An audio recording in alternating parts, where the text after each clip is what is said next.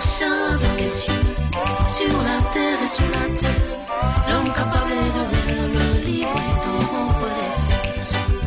Les vieillards observaient, les anciens aimaient, les anges n'en parlent pas, qui pouvaient s'avancer. Silence dans les cieux, total dans les cieux, absolu dans les cieux.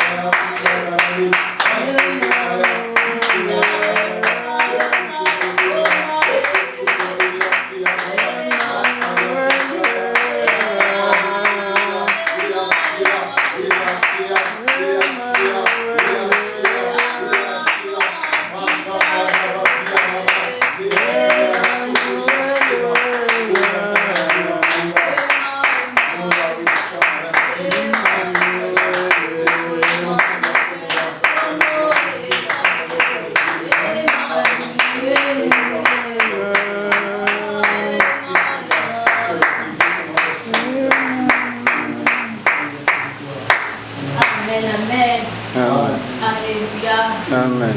Nous te bénissons, serviteur de Dieu, nous bénissons ta tête qui est approchée, pour acclamer ton nom.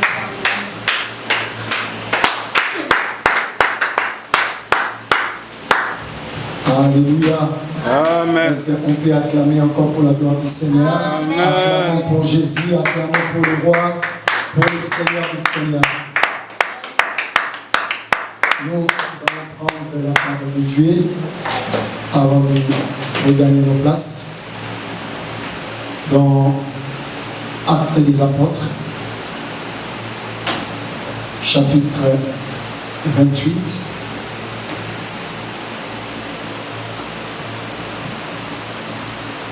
Nous allons prendre le verset 18. Actes des Apôtres 28, le verset 18. Il est écrit: après m'avoir interrogé, là je suis dans le verset 28, 18. Ok. Après m'avoir interrogé, il voulait me relâcher parce qu'il y avait chez moi rien qui mérite la mort. Mais les Juifs s'y sont opposés et j'ai été forcé d'en appeler à l'empereur sans aucune intention d'accuser ma nation. Voilà pourquoi j'ai demandé à vous voir et à vous parler. Parole du Seigneur. Amen. Prenons encore Colossiens chapitre 1er. Colossiens chapitre 1er.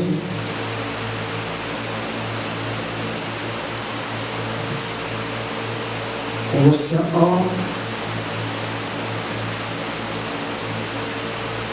1. Je prends à partir du verset 12 au verset 13.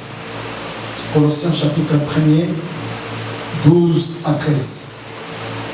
La Bible dit: et vous exprimerez votre reconnaissance au Père qui nous a rendus capables de prendre part à l'héritage des saints dans la lumière. Il nous a délivrés de la puissance des ténèbres et nous a transportés dans les royaumes de son Fils bien-aimé, en qui nous sommes rachetés, pardonnés de nos péchés. Seigneur Dieu de gloire, nous sommes reconnaissants envers toi pour tout ce que tu ne cesses de faire et d'accomplir dans nos vies. Nous te disons merci. Merci pour le temps que nous sommes en train de passer dans ta présence. Merci pour ce moment d'adoration, de louange. Voici le moment important est arrivé où tu désires nous parler. Seigneur, on se laisse être enseigné par toi. Parlez-nous. Communique-nous ta pensée.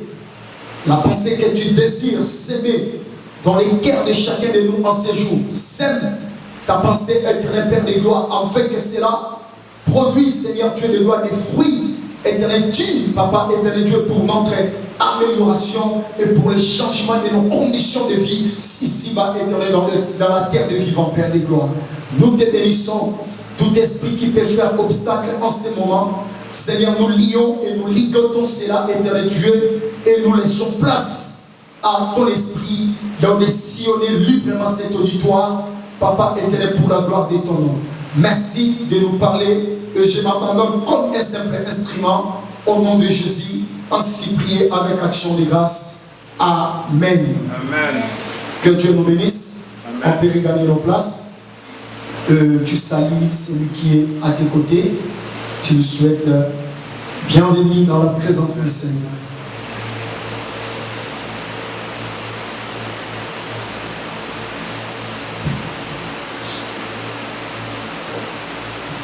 Alléluia. Amen.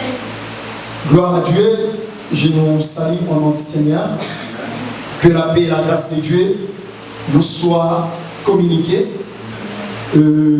Sans plus tarder, nous allons entrer dans le message de ce dimanche.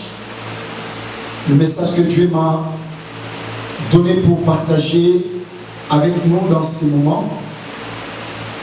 Notre thème, je l'ai intitulé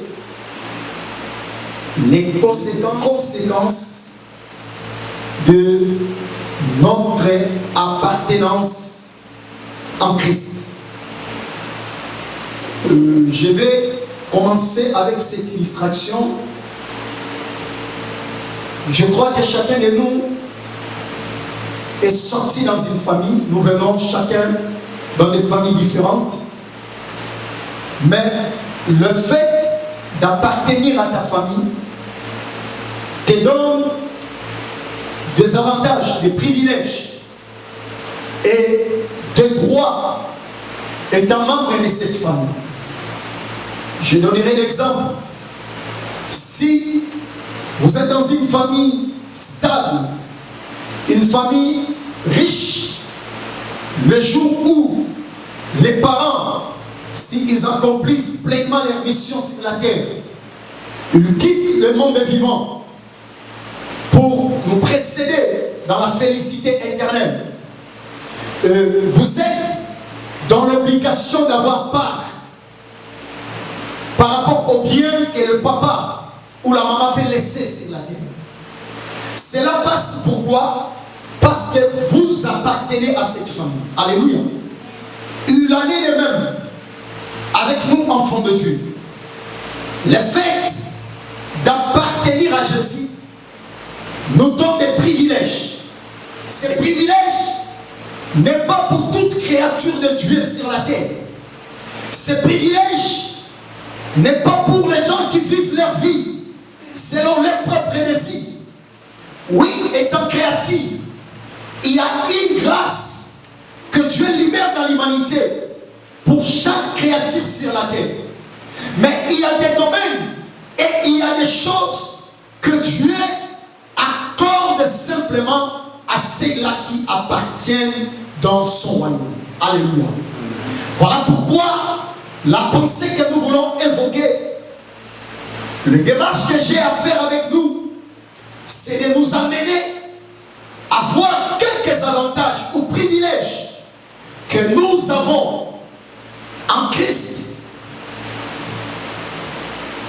Tout au long de notre message, nous allons tourner autour de la vie de Paul. Parce que les deux passages que nous lisons, nous venons de lire, ça nous parle de l'histoire de Paul. Premièrement, c'est lorsque Paul était devant Agrippa, le gouverneur.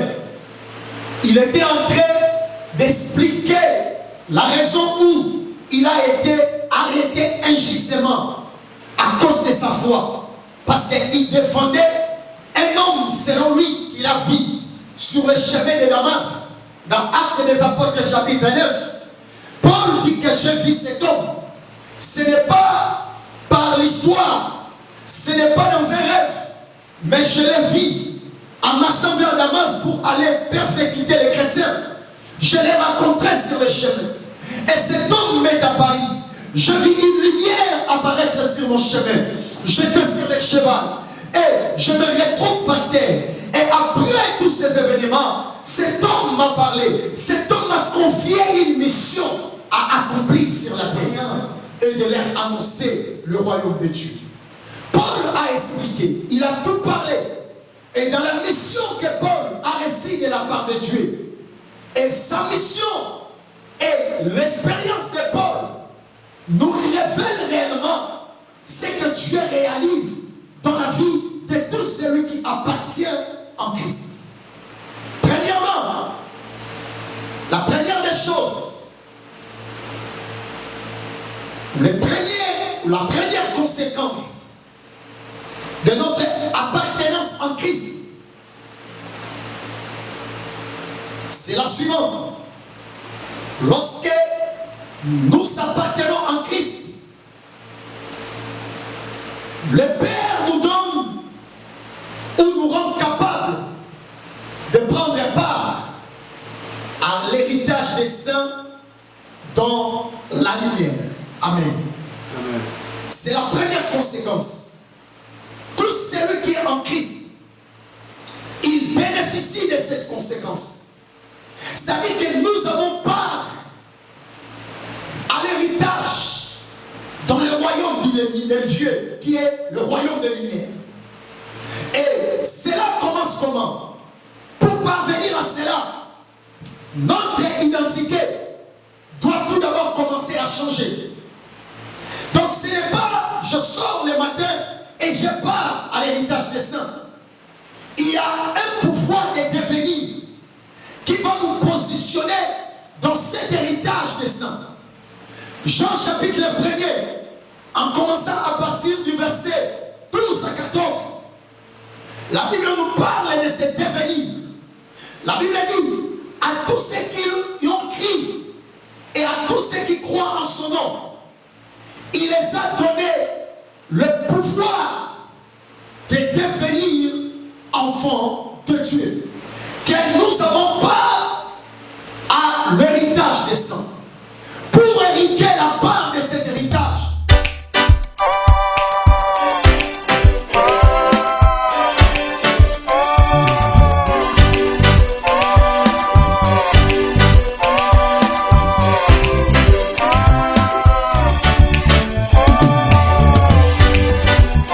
On chercha dans les cieux, sur la terre et sur la terre, l'homme capable d'ouvrir le livre et de rompre les scellés.